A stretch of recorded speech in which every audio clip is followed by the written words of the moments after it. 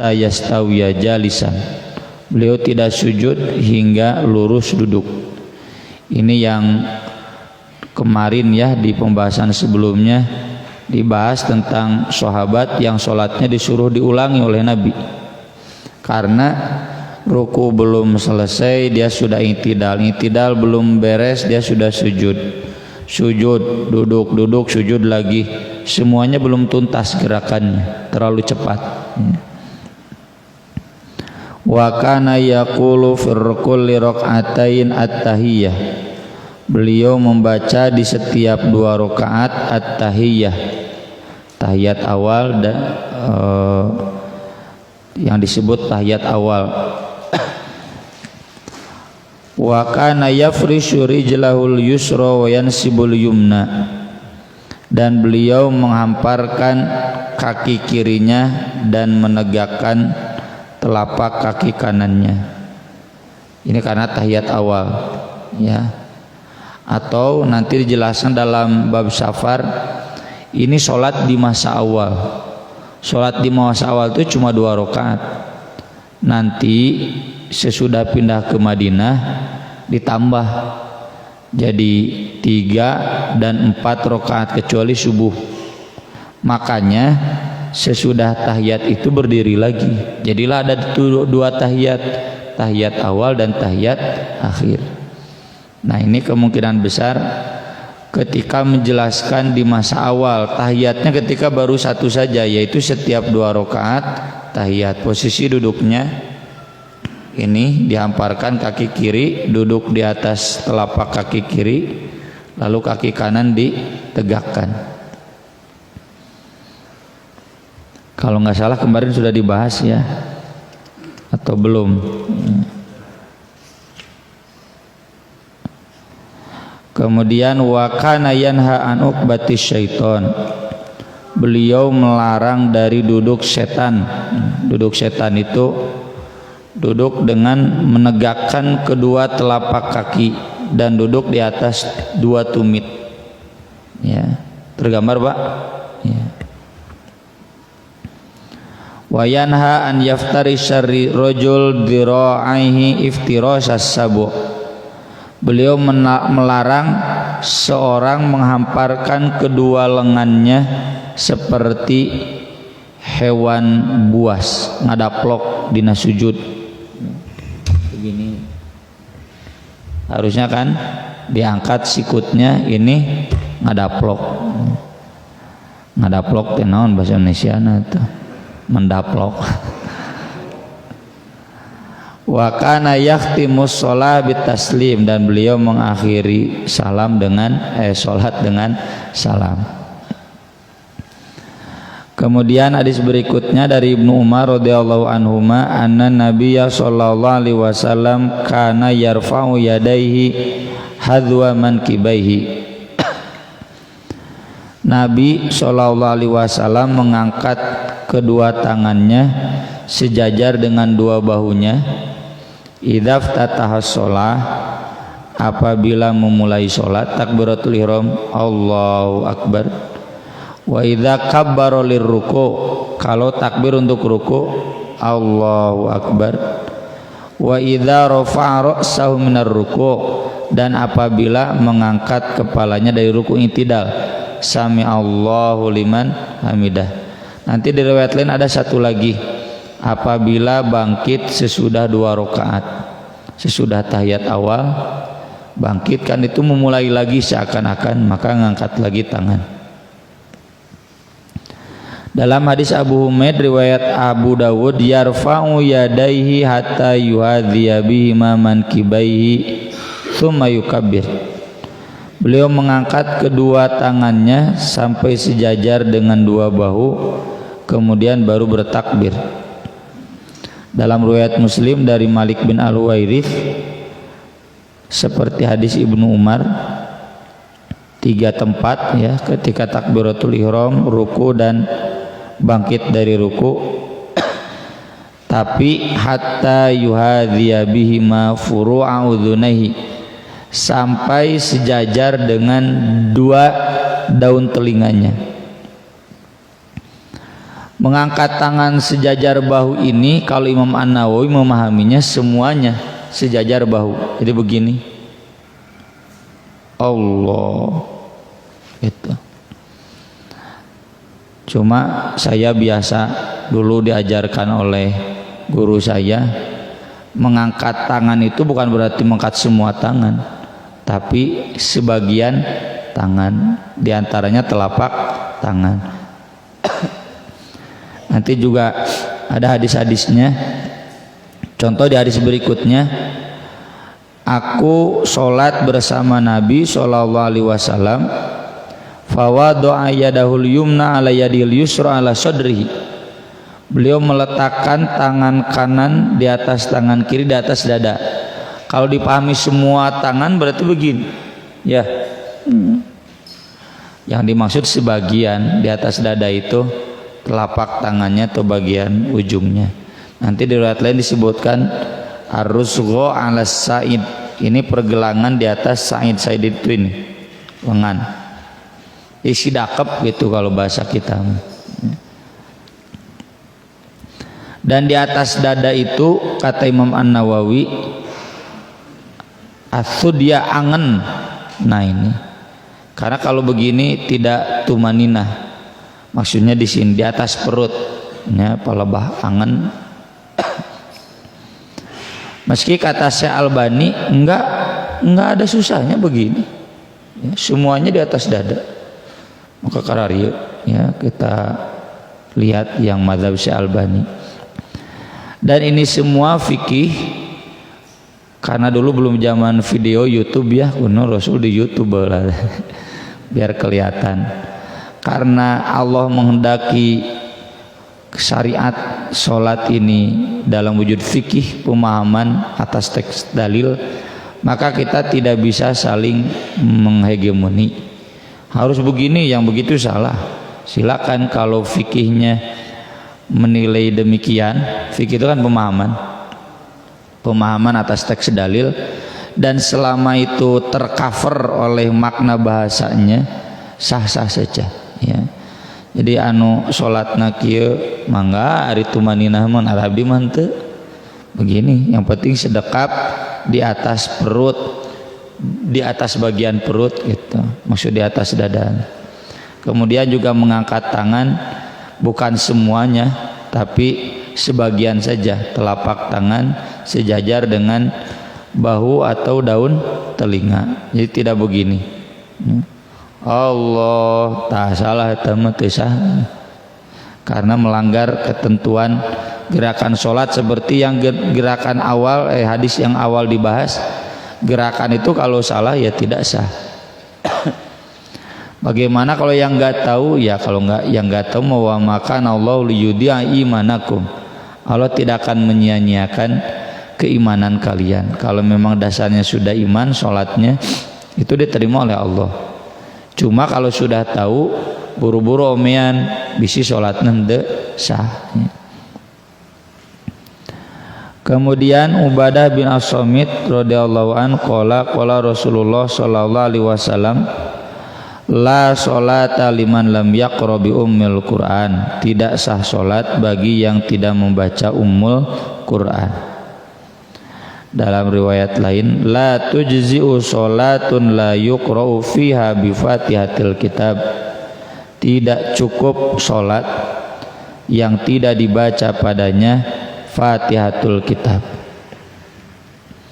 Wa fi ukhra, dalam riwayat lain, riwayat Ahmad, Abu Dawud, Tirmidzi, Ibnu Hibban, masih dari Ubadah bin As-Samit, la'allakum taqra'una khalfa imamikum.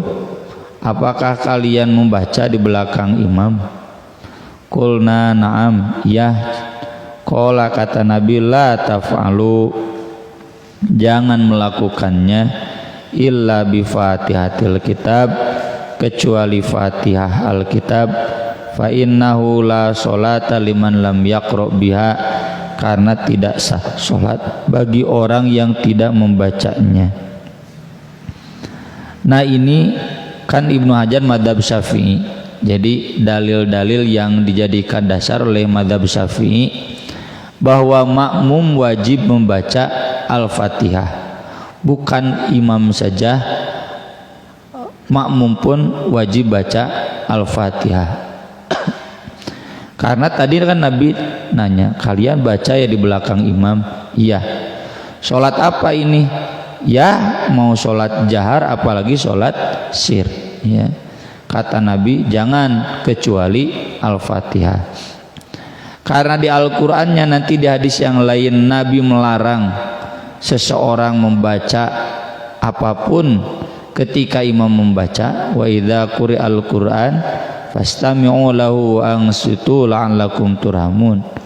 Maka nanti fikihnya, karena yang wajib itu Al-Fatihah, maka ketika imam baca Al-Fatihah wajib menyimak, fastami'u lahu wa ansitu, dan diam.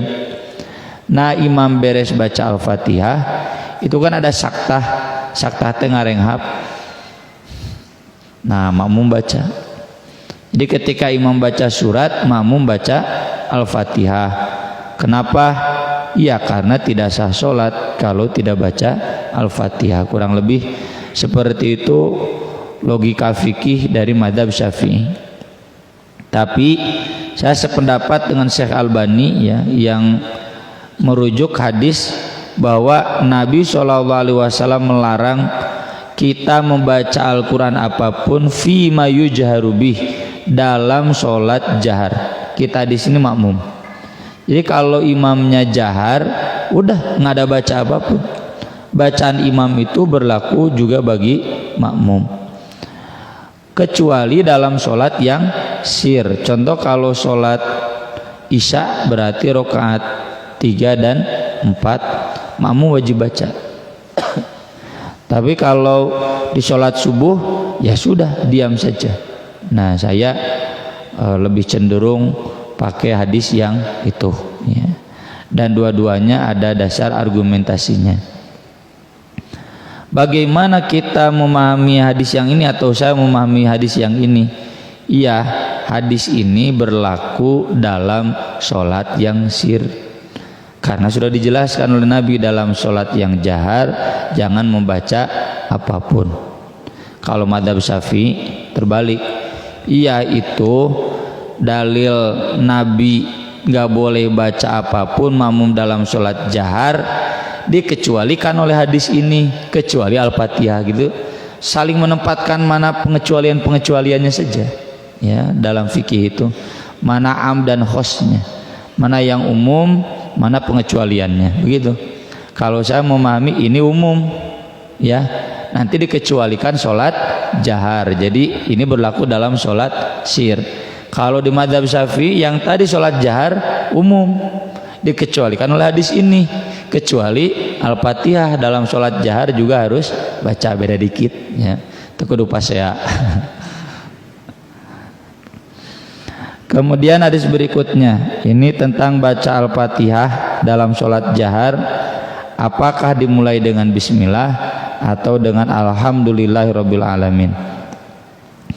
Hadisnya disampaikan Anas bin Malik radhiyallahu an, Nabi SAW, Abu Bakar, Umar, dalam riwayat lain Utsman, mereka yaftatihuna sholah, memulai sholat Al-Fatihah bilhamdulillahirabbil alamin, dengan membaca alhamdulillahirabbil alamin, tidak baca bismillah. Zada Muslim, dalam riwayat Muslim ada tambahan la yadhkuruna bismillahirrahmanirrahim fi awwali qiraah wala fi akhiriha, tidak membaca bismillahirrahmanirrahim di awal surat atau di akhirnya.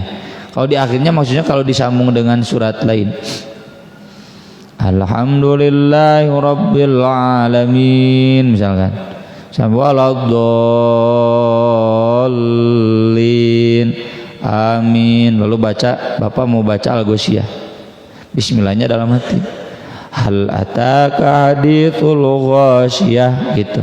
Jadi di awal nggak baca, di akhir nggak baca. Di akhir itu maksudnya ketika memulai surat yang lain.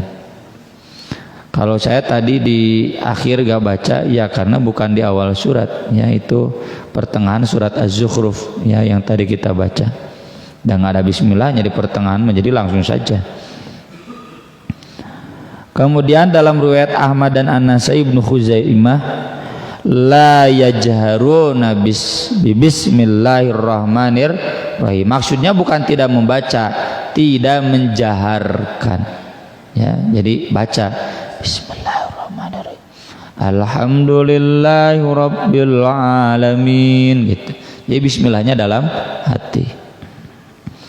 Ini hadisnya semuanya riwayat Muslim, Bukhari Muslim, dikuatkan oleh Ahmad, An-Nasai, Ibnu Khuzaimah, dan wa fi ukhra Ibnu Khuzaimah, dalam riwayat lain Ibnu Khuzaimah dijelaskan kanu yusirrun, mereka mensirkan. Ini semuanya dari Anas bin Malik. Wa ala hadza yuhmalun nafyu fi riwayati Muslim khilafan liman a'allaha. Berdasarkan hadis ini maka dipahami maksud riwayat Muslim tidak membaca itu bukan tidak membaca, tapi tidak menjaharkan alias membacanya dengan sir. Khilafan liman a'allaha, berbeda dengan ulama yang menilainya ilat. Siapa yang menilainya ilat? Ibnu Abdul Bar, ya.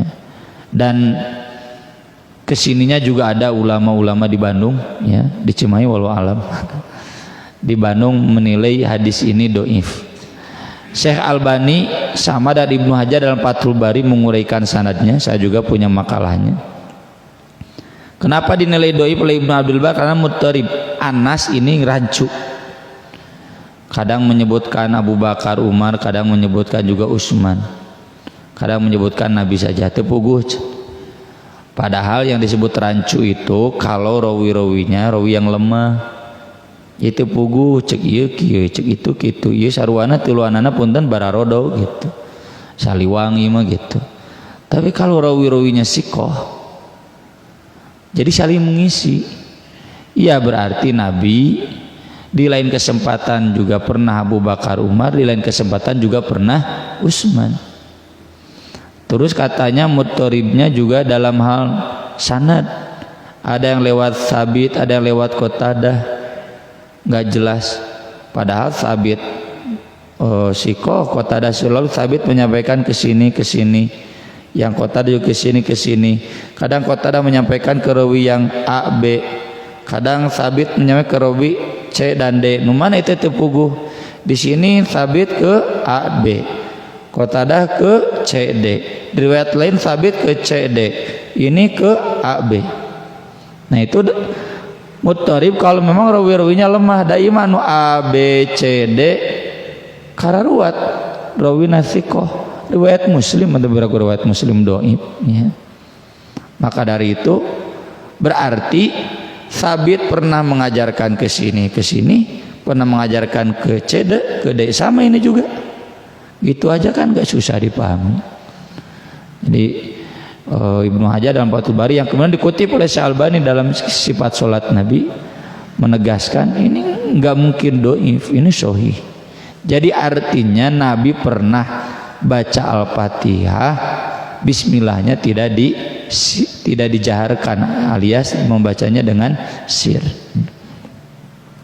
Jadi kalau di sini imam mau baca Al-Fatihah sekali-kali Bismillahnya tidak dijaharkan, langsung alhamdulillahirabbil alamin, bapak-bapak tong loba protesnya siga nu teu ngaji wae.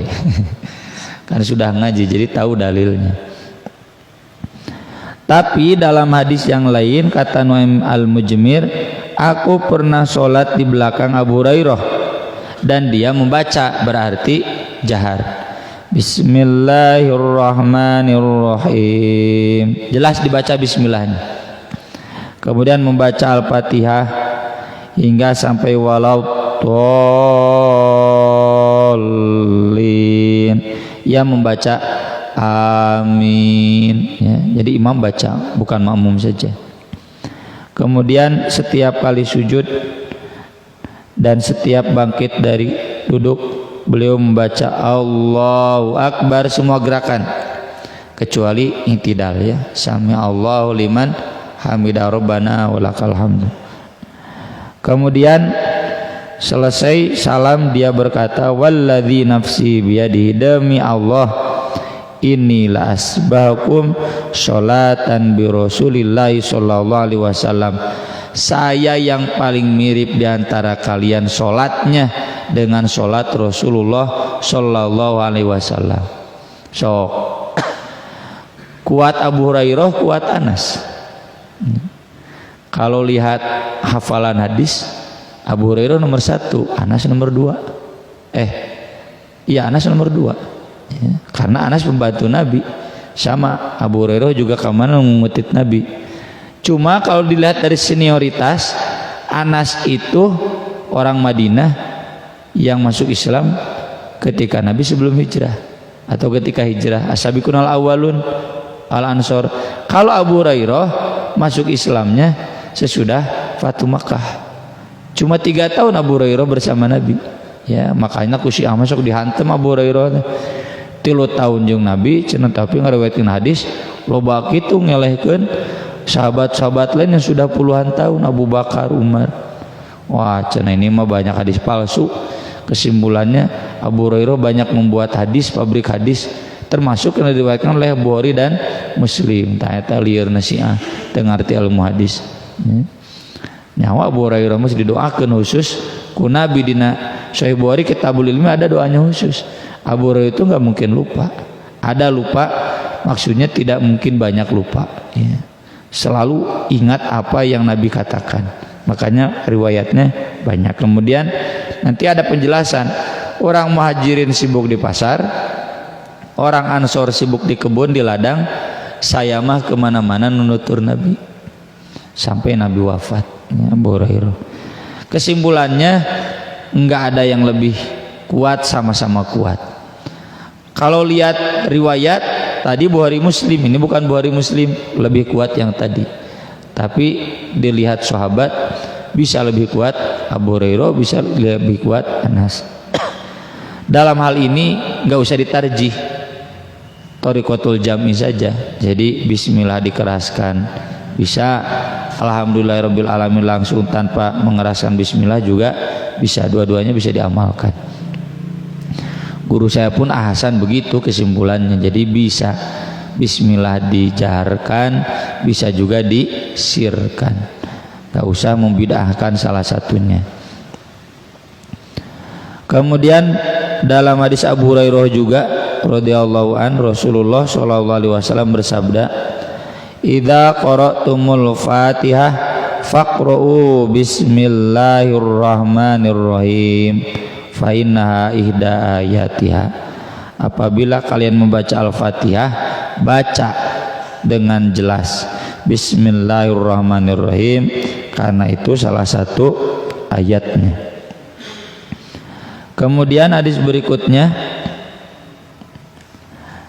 Rasulullah sallallahu alaihi wasallam apabila selesai dari membaca Al-Fatihah, beliau mengeraskan suaranya membaca amin. Dalam riwayat lain sampai terdengar lesah pertama. Sok sanajan memang abotnya ke imam lantaran jangan renghap. Walau tuh panjang banget napasnya, sebiak napas ngarenghap. Jadi suaranya nggak keras. Tapi Nabi mah ada panjang napasnya, najan tarang ngojai juga orang. Nabi itu panjang napas, jadi masih kuat mengucapkan amin keras. Amin terdengar oleh sab yang di belakang beliau. Dalam riwayat Abu Dawud, Tirmidzi, hadis Wa'il bin Hujr juga demikian. Kemudian hadis berikutnya Abdullah bin Abi Aufa, ada seseorang datang kepada Nabi SAW, "Saya belum mampu membaca Quran, boro-boro ngapalkeun maca ge can lancar. Ajarkan aku apa yang cukup bagiku untuk sholat." Contohnya ini mu'alaf ya. Rabu kemarin di Kopo ada yang syahadat ya, usia 50 tahun, orang Cina. Saya cenah wajib babacana udah can bisa ngaji Quran. Orang Cina akhirnya orang kafir, subhanallah walhamdulillah mah bisa singko di Pasar Baru. Alhamdulillah Bu Haji ya, nuju kaleresan turun hargana nyebut alhamdulillah. Assalamualaikum Bu Haji nya, so singko nya di pasar baru assalamualaikum geus biasa. Dan Nabi mengajarkan ucapkan subhanallah walhamdulillah wala ilaha illallah wallahu akbar wala haula wala quwata illa billahil aliyyil azim. Atau kembali ke dalil yang awal, itu cukup takbir tahmid saja, Allahu akbar walhamdulillah gitu. Allahu akbar, bacaan ruku mencan bisa gitu, subhanallah walhamdulillah wala ilaha illallah wallahu akbar wala haula wala quwata illa billahil aliyyil azim. Sami Allahu liman hamidah maca tadi can bisa. Tapi jika nanya babari sami Allahu liman hamidah rabbana walakal hamdu. Seandainya belum bisa, dia cukup baca tasbih tahmid, subhanallah wa bihamdi, kuatna sakitu subhanallah walhamdulillah wala ilaha illallah, kuatna sakitu semampu dia.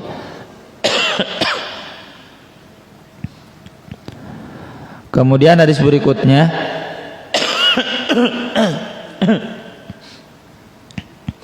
ini terkenal ya, dalam bacaan surat itu ada hadis Abu Qatadah, ada hadis Abu Sa'id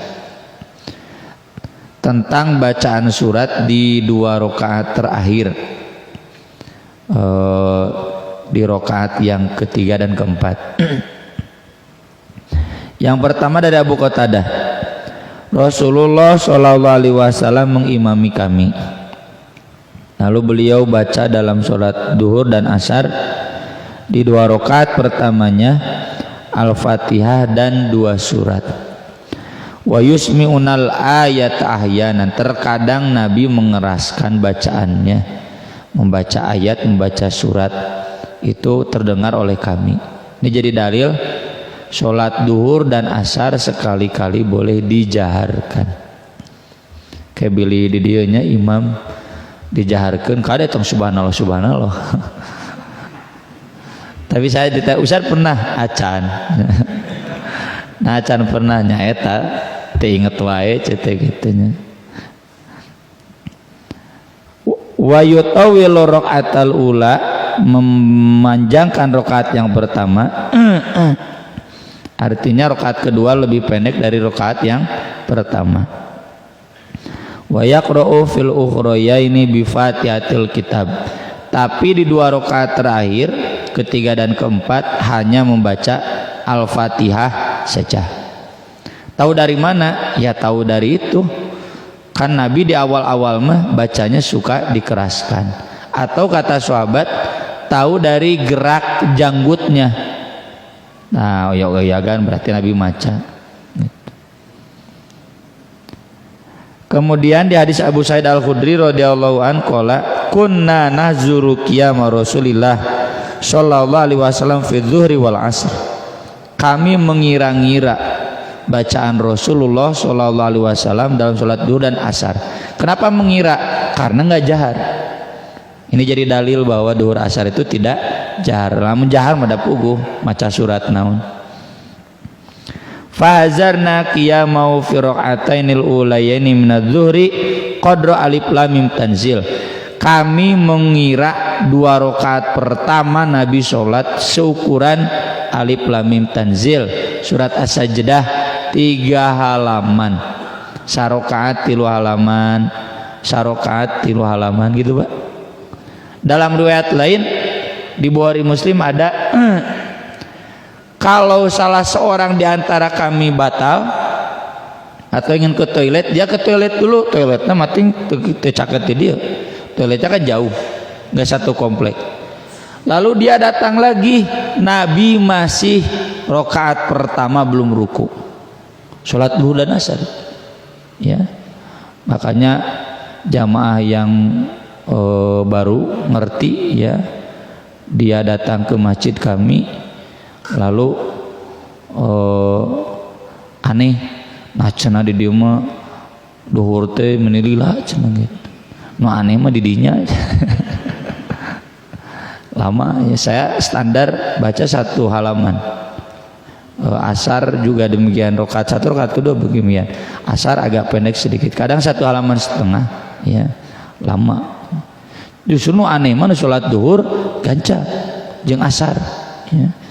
Ini kan salat duhur diperkirakan 3 halaman. Wa fil ukhraya ini di 2 rakaat terakhirnya qadrun nisfi min dalika, setengah dari itu, berarti 1 halaman setengah. Ini jadi dalil rakaat ketiga dan keempat boleh baca surat selain Al-Fatihah. Ada ulama yang menjelaskan ini cenah ihtimal, nggak jelas kan, berkira-kira nya atuh dasa panjang-panjang na Al-Fatihah nya Al-Fatihah masa panjang-panjang nih sakitu. Ini karena Nabi lama berdirinya berarti ada lebih dari Al-Fatihah.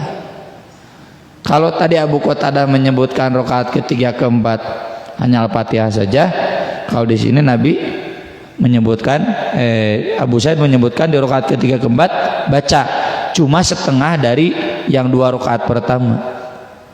Ini juga jadi dalil kalau tadi Abu Qatadah menyebut rakaat pertama lebih panjang dari rakaat kedua, kalau di sini Abu Sa'id menyebutkan rakaat pertama dan rakaat kedua sama panjangnya, sama lamanya.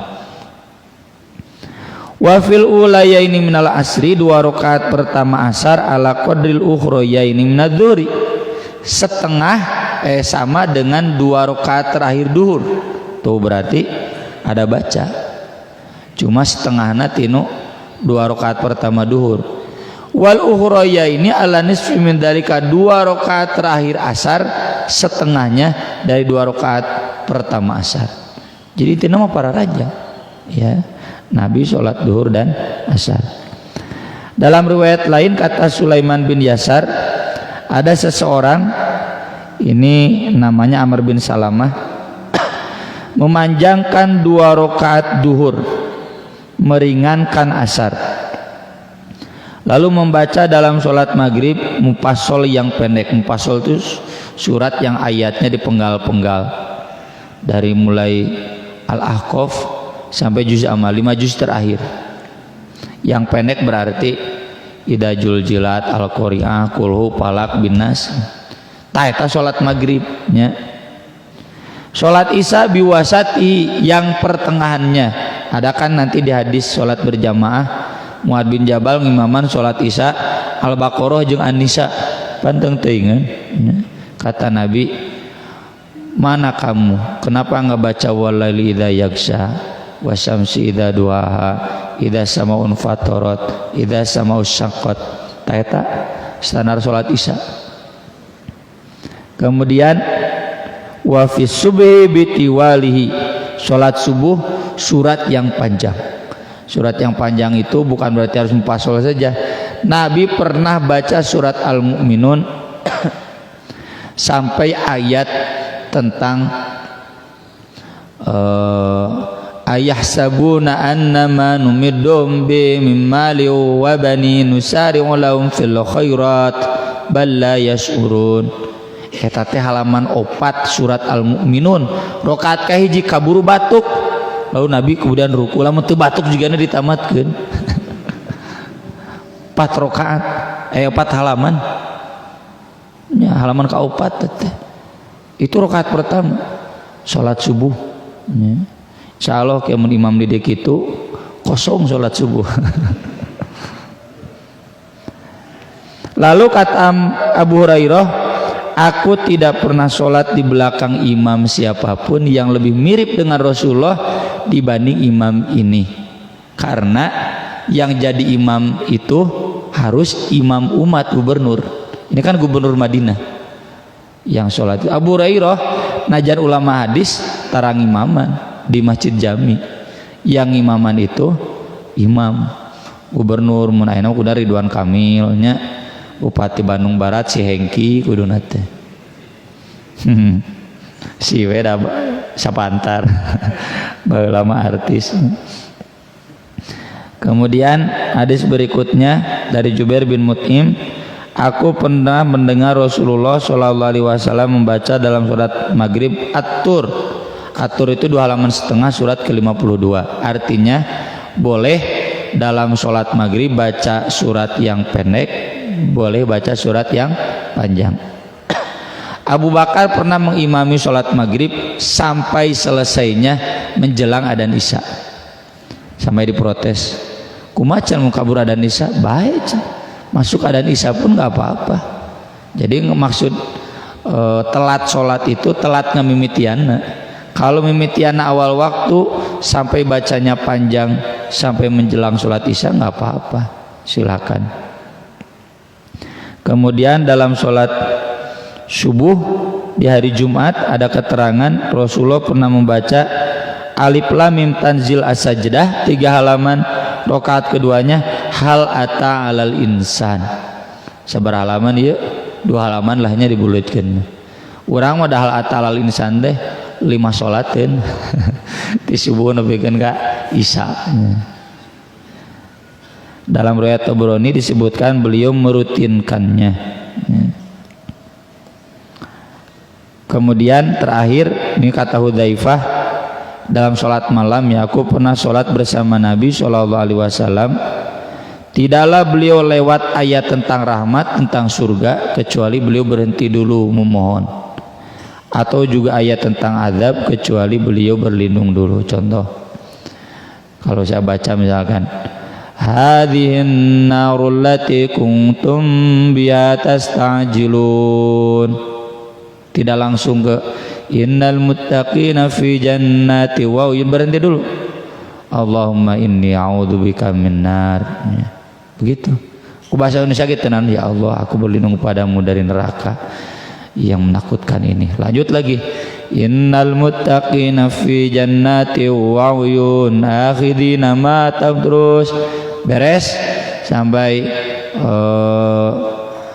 wa fis sama irizqukum wa ma tu'adun fa wa rabbis samai wal ardi innahu lakum mithla ma antum tantiqun. Berhenti dulu, Allahumma ja'alna minal muttaqin misalkan, Allahumma atina min jannatin na'im, gitu kan, itu tentang surga ya. Tapi itu dalam sholat tahajud ya. Mundina sholat subuh gitu wah bekilila we. Cenah imam teh jaba geus sanca macana geus panjang jeung loba eureun-eureunan ceurik deui cenah. Lain usunya jamaah urang ngadon ambak-ambakan. Sekian ya hadis-hadis seputar Al-Fatihah dan baca surat, mudah-mudahan bermanfaat. Walah ieu banyak ieu ya. Apalagi emangnya mau dipanjangkeun bahasna. 1. Ustadz, bila dalam sholat munfarid apakah takbir dalam setiap gerakan harus diucapkan? Kalau sholat sir berarti sir, kalau sholat jahar berarti jahar. Kalau makmum kan tidak jahar, sir berarti sir, begitu. Saya pribadi sedikit terganggu ya kalau ada makmum takbirnya jahar gitu. Bila dalam sholat berjamaah imam tidak melakukan kunut tapi ada makmum yang melakukan kunut, bagaimana hukumnya? Ya tidak sah berjamaahnya ya. Di madzhab Syafi'i saja diajarkan ikut imam, kecuali kalau imam kunut makmum tidak ikut kunut kan tidak mengganggu ya. Kunut subuh makmum kan bisa baca doa i'tidal yang panjang. Kalau ini imam udah sujud makmum masih kunut, itu berarti tidak berjamaah. Kan berjamaah itu harus mengikuti, ini mah tidak mengikuti ya. Kan tidak mengikuti itu bukan lebih cepat dari imam saja, lebih lambat pun tidak mengikuti, kata Imam Nawawi, sama tidak sah berjamaahnya. Ustadz, bagaimana bila dalam sholat ngantuk berat sampai tidak sadar apa yang dibaca, posisi sebagai makmum, apakah sah sholatnya? Bagaimana sebaiknya? Ieu teh tumor atau bukan? Kalau tumor ini harus diperbaiki giginya ya, diperbaiki pola tidurnya, dirajinkan olahraganya. Ini ada ieu mah salat manawe nunutan we ya. Atau karena dia terlalu lelah sesekali. Kalau terlalu lelah sesekali kata Nabi berhenti dulu sholatnya, tidur dulu sejenak. Siga supir mun tunduh nyisi heula peureum heula. Moal mal setengah jam saja moal nya, peureum heula 5 menit salsa kerejep maju lah cenghar deui kan. Sekadar menghilangkan tegangan-tegangan di urat-urat kepala ya, metak tunduh. Asal udah tidak tegang lagi, sholat lagi. Itu ada hadisnya. Jangan sampai kamu yang seharusnya memohon rahmat jadi memohon azab, bisa salah baca. Jadi kalau ini sesekali karena malamnya kerja bakti misalkan ya, kemudian subuhnya jadi capek, maka lebih baik dia mundur dulu, merasa kedap, biar mundur dari berjamaahnya, lalu nanti dia sholat sendiri daripada sholat ikituan. Ya tentu tidak sah karena dia tidak sholat. Batur sholat itu sholat, nunutan mata itu sah. Jadi apakah sah sholatnya? Tidak. Bagaimana semestinya sudah tadi. Kalau memang itu penyakit, nah ini jadi sambil berproses, sambil dia memperbaiki gigi, ya harus disediakan habatus sauda di sini. Bismillah, bagaimana bila dalam safar kita sholat setelah itu baru tahu kalau arah kiblatnya salah, apakah harus diulang sholatnya? Tidak usah. Nah, kan udah dibahas dulu hadisnya ya di bab syarat sholat. Bacaan sholat sir itu apakah di dalam hati atau diucapkan bibir, tulisan? Dua-duanya boleh. Wala dunal jahri minal qaul, itu qaul itu bisa digerakkan kayak Nabi tadi terlihat gerak janggutnya. Ada juga maksud dunal jahri minal qaul itu dalam hati. Dua-duanya sir. Pokoknya mah teu jelas terdengar orang lain. Berbisik-bisik sir, dalam hati juga sir. Punten Ustadz, penjelasan perbedaan antara rukun dan wajib dalam sholat. Rukun mah di dalam sholat, rukun dan wajib dalam sholat. Nya rukun dan wajib dan sunat sebenarnya gitu. Sugante syarat. Rukun itu ada yang wajib, ada yang tidak wajib. Yang wajib itu yang Nabi katakan tidak sah. Contohnya Al-Fatihah. Tapi ketika sahabat lain ditanya, kenapa kamu sholat cepat? Ya habis saya nggak bisa cina baca panjang kayak Nabi. Emang kamu baca apa? Saya baca Al-Fatihah saja, nggak baca surat cina gitu. Nabi tidak suruh mengulangi sholatnya. Berarti baca surat bukan rukun wajib ya. Rukun itu ya wajib, tapi juga ada yang sunat. Tapi gerakan-gerakan semua dari mulai takbiratul ihram sampai sujud, bangkit dari sujud itu semua wajib, nggak boleh ada yang terlewat. Yang sunat itu hanya baca surat saja dan iftitah. Iftitah dilewat langsung Al-Fatihah itu juga sunat, boleh, sholatnya tetap sah. Apabila melaksanakan qobla duhur 4 rakaat, apakah ada tasawuf awal? Tidak ada. Kalau mau melaksanakannya dua salam, sholat lagi 2. Sholatul laili wan nahar masna masna, nanti dibahas dalam sholat sunat. Nggak ada tahiyat awal. Tahiyat awal itu hanya dalam sholat wajib saja. Termasuk dalam sholat malam 4 rakaat nggak ada tahiyat awal. Langsung saja 1 salam, kecuali kalau mau 2. Tapi 1 kali salam pun sah. Ketika Nabi menyebut, sahabat menyebut 4, berarti sekaligus 4 1 salam. Boleh. Mohon penjelasannya Ustadz, ketika sujud itu jari kaki menyentuh lantai atau tidak menyentuh lantai? Ya menyentuh lah. Kalau tidak menyentuh mengapung cangkel. Dan jari kaki itu dilipat Pak Bu ya, dilipat menghadap kiblat. Itu sudah dibahas di hadis yang kemarin ya, bulan kemarin. Bagaimana posisi tangan pada sholat saat setelah bangun dari ruku? Ya begini, sami Allah liman hamidah. Bisa ada yang begini, ada juga yang begini. Kemarin sudah dibahas kan ya. Dua-duanya dalilnya, fikihnya tadi teh mana nu'am mana nukhos. Kalau Imam Ahmad bin Hanbal pakai dalil, kami diperintahkan meletakkan tangan kanan di atas tangan kiri di atas dada selama sholat, berarti tidak lagi kiri. Kalau kami memahami termasuk mazhab Syafi'i itu dalil umum, nanti ada pengecualian kecuali tidak sholat. Kembali semuanya ke persendiannya, ya begini bukan begini. Tapi dua-duanya juga fikih, kita harus saling menghargai. Tadi disampaikan dalilnya bahwa di awal sholat basmalah disirkan. Namun banyak yang saya temui pada sholat berjamaah imam selalu baca basmalah yang dibunyikan. Mohon penjelasan apakah ada dalil lain tentang hal ini. Nah, ini nulis soalnya sebelum saya selesai menjelaskan ini. Sudah ya, dua-duanya boleh diamalkan. Apakah bacaan pada rakaat 3 dan 4 pada sholat yang disirkan cukup baca Al-Fatihah saja atau Al-Fatihah dan surat juga? Nah, ini juga nanyanya sebelum saya menjelaskan. Menurut hadis Abu Qatadah Al-Fatihah saja. Kalau menurut hadis Abu Sa'id Al-Khudri plus surat, dua-duanya boleh diamalkan. Saya pribadi mengamalkan hadis Abu Sa'id. Di rakaat ketiga keempat saya baca surat, cuma memang tidak panjang. Ya. Apakah ini berlaku pada sholat sendiri atau tidak berjamaah? Sholat sendiri, sholat berjamaah sama berlaku. Cukup ya, sudah jam 6 mau masuk kelas. Terima kasih atas perhatiannya. Aku qouli hadza wa astaghfirullah li wa lakum.